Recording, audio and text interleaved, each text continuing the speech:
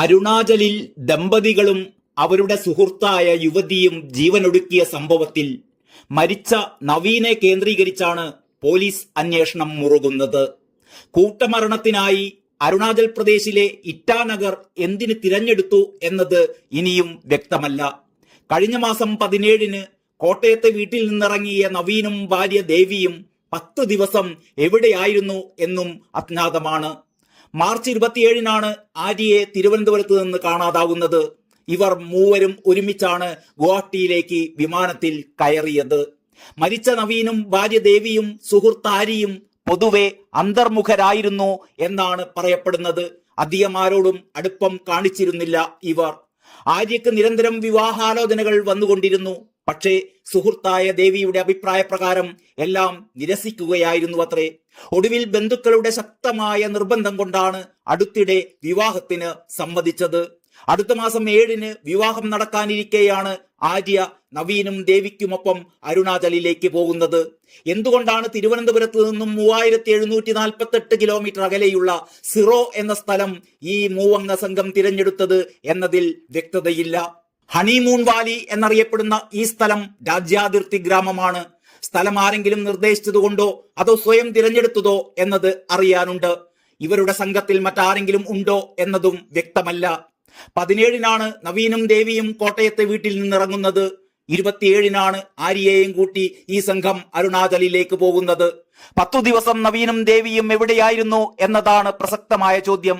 Flight ticket book ചെയ്തത് നവീനാണ്. മൂവരുടെയും ഫോണുകൾ കോടതിയിൽ ഹാജരാക്കും. ഇവ പരിശോധിച്ചാലേ സംശയങ്ങൾക്കെല്ലാം വ്യക്തത വരൂ. വീട്ടുകാരുടെ വിശദമായ മൊഴി കൂടി പോലീസ് ശേഖരിക്കുന്നുണ്ട്.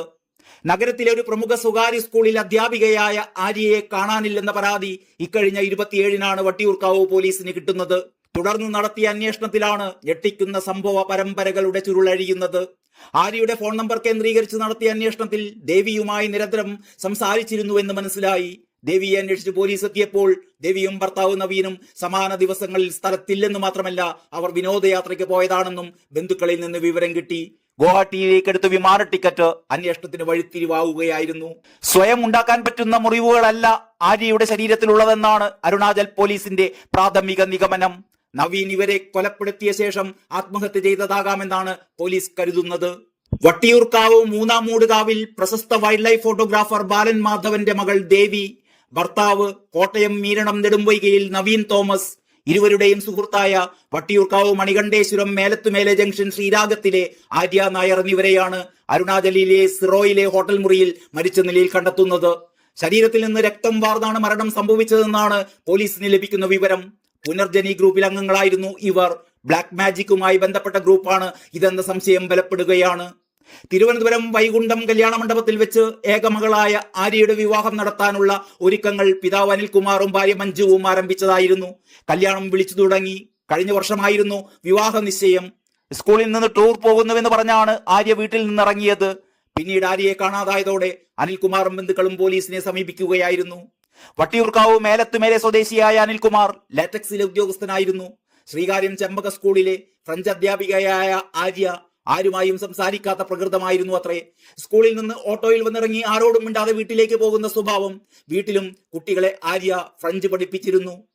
ദേവിയും നവീനും സുഹൃത്താരിയും മരണത്തിന് തൊട്ടുമുമ്പുള്ള ദിവസങ്ങളിൽ ഗൂഗിളിൽ തിരഞ്ഞത് മരണാനന്തര ജീവിതത്തെ പറ്റിയാണെന്ന് നേരത്തെ തന്നെ അറിവ് ലഭിച്ചിരുന്നു. ഹോട്ടൽ മുറിയിൽ നിന്ന് അരുണാചൽ പോലീസ് ഇവരുടെ ഫോൺ കണ്ടെത്തി നടത്തിയ പരിശോധനയിലാണ് ഇത് സംബന്ധിച്ച വിവരങ്ങൾ കണ്ടെത്തിയത്. മരണാനന്തരം എന്ത് സംഭവിക്കും, മരണാനന്തരം ശരീരത്തിലുണ്ടാകുന്ന മാറ്റങ്ങൾ എന്തൊക്കെ, മരണത്തിന് ശേഷമുള്ള ആധ്യാത്മിക കാര്യങ്ങൾ, ഇവയൊക്കെയായിരുന്നു ഇവർ ഗൂഗിളിൽ തിരഞ്ഞത്. News desk Kalakaumudi.